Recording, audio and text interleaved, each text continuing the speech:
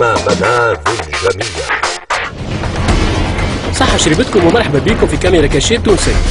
الزوز ضحايا بتاعنا اليوم هم الأستاذ قيس سعيد في الزلزال، والمناشطة في قناة تونسنا إيناس بن علي في التاكسي.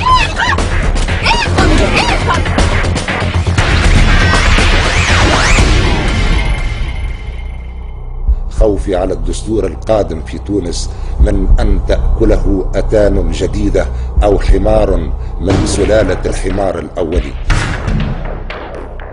نبدأ بقيس سعيد اللي جاء الموزايك على أساس تحليل الوضع السياسي، ولقى في البلاتو فتحي الهداوي اللي بعد الشكوك. كما حضر معنا في الكواليس رؤوف كوكا وميغالو والعربي المازني.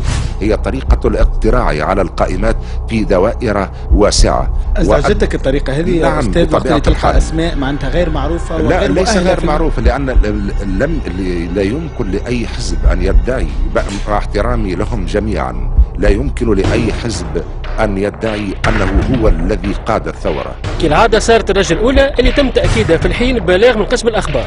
جاءت فكرة المجلس التأسيسي بطبيعة الحال بداية من يوم 15 جان، وهذا هو الأصل يعني في فكرة إنشاء جمعية وطنية تأسيسية لوضع تستمر برحلة تاريخية. لذلك علينا نتذكر الرجل الأرضية، لذلك علينا ننظر للرجل الأرضية. هاي جيدتك الرجل الأرضية، اصبر مليا اصبر مليا، جيدتك الرجل الأرضية. لذلك إن رأيت الرجل الأرضية فاعرف يودي قد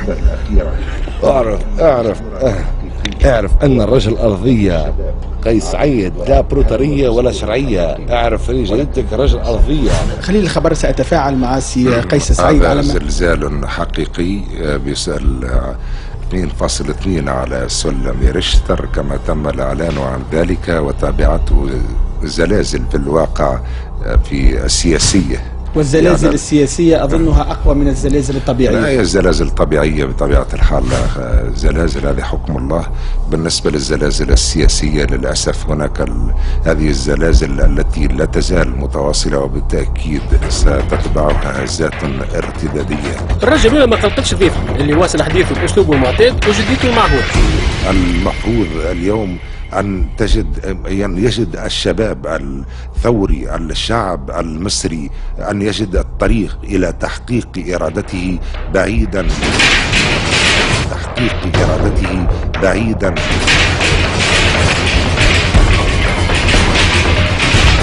الرجل كان تقوي، ورغم محاولة الهادي في الاستوديو والتقنيين البرة باش يخلقوا جو من الخوف، فإن الأستاذ بقى محافظ على هدوء.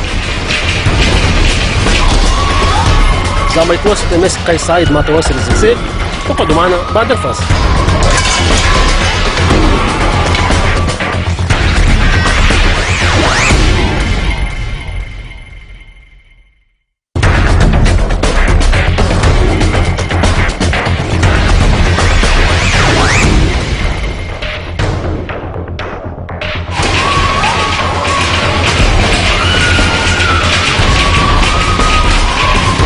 رغم التكسير والعياط خارج الاستوديو، فإن الأستاذ قيس سعيد ما غادرش كرسيه وما قام حتى ردة فعل.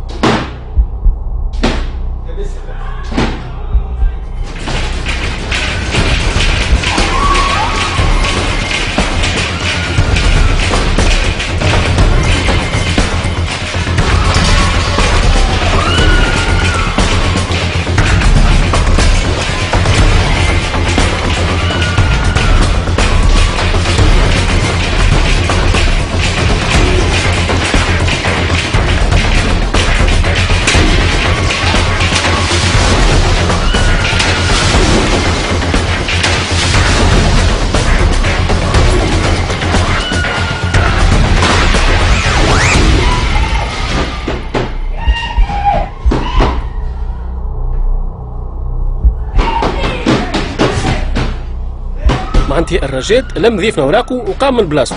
قلنا نحطوا مصابين قدام الاستوديو، ثماش ما يتفاعل اخيرا ضيفنا ويظهر عليه الخوف.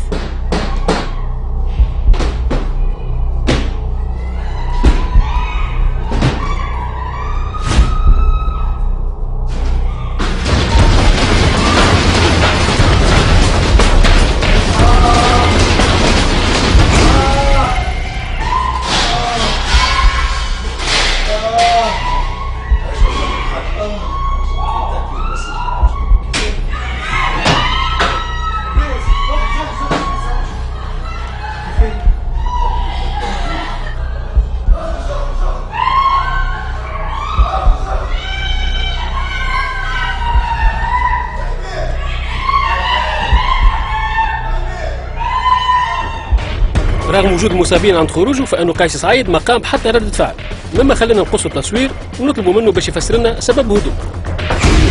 ما تنجمش تكون بالفعل مرة ترصد مركز الزلازل بالشكل هذا وبالحد هذه، مرة يفترض يكون على 8 درجات على الأقل. أي والبنية ما زالت قائمة. لا ما خفتش. عليه؟ إذا الأمر فما الواحدة الأولانية قالوا زلزال. ممكن، ولكن وانه يكون بالشكل هذاك وبالقوه هذيك يفترض ان البناء الكل يطيح. ايش قلت؟ شو كان؟ لا شو مرة لان الزلزال عند الجميع. الحمد لله الحمد لله. كيف حالك؟ شحوالك انت؟ كيف حالك؟ والله الحمد لله الحمد لله. انا عندما اراك اقول هذه البروتاريه الشرعيه الحزبيه، عندما اشوفك اقول هذه البروتاريه الشرعيه لان تونس تمر بمرحله بروتاريه، لذلك وستعرف الذات الارتداديه قادمه. لا كيف تمر بزلزال ولا تقل ان الزلزال هو مرض الجميع؟ هو وسام صار هو لذلك انا اودك بمرتده عندما تسمى البوسع. البوسع بطبيعه الحال هي مرض الجميع. قبل، ولكن قبل توجه الى الشعب الثائر حقيقة، هو الجدير بان توجه اليه مثل هذه القبل.